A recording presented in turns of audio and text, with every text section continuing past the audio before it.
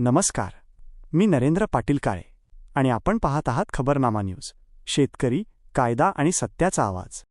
नमस्कार, मी ॲडव्होकेट माणिक शिंदे, कोल्हापूर जिल्हा शेतकरी संघटना अध्यक्ष।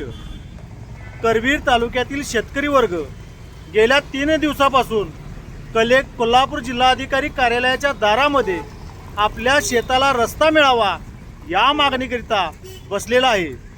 करवीर तालुक्यातील साधारणपणे 10 गावचे शेतकरी या ठिकाणी उपोषणाकरता बसलेले आहेत। त्यांची मागणी कोणती आहे तर आपल्या शेताला जाणारा रस्ता हा सरकारने करून द्यावा। जो रस्ता नकाशावर ऑलरेडी आहे तो रस्ता आम्हाला करून द्यावा, इतकी या शेतकऱ्यांची मागणी आहे। पण सरकारला यांना रस्ता करून द्यायला वेळ नाही।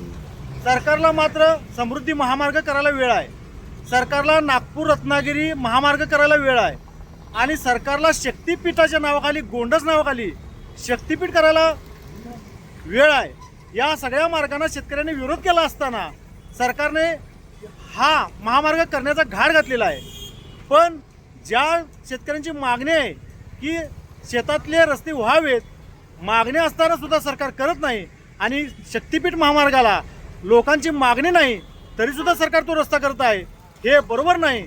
त्यामुळे आमची सर्वांची सरकारकडे मागणी आहे की नकाशावर असणारे जे काही शेत रस्ते आहेत, ते वहिवाटीचे रस्ते आहेत, ते ताबडतोब अतिक्रमण झालेले असू देत किंवा कुणीतरी त्यावर बांधकाम केलेलं असू दे, ते काढून सरकारनं शेतकऱ्यांना रस्ता करून द्यावा आणि त्याचबरोबर नकाशावर असलेले रस्ते सरकारनं शेतकऱ्यांच्यासाठी रिकामे करून द्यावे, एवढी या लोकांच्या वतीनं आमची सर्व शेतकऱ्यांची सरकारकडे मागणी आहे।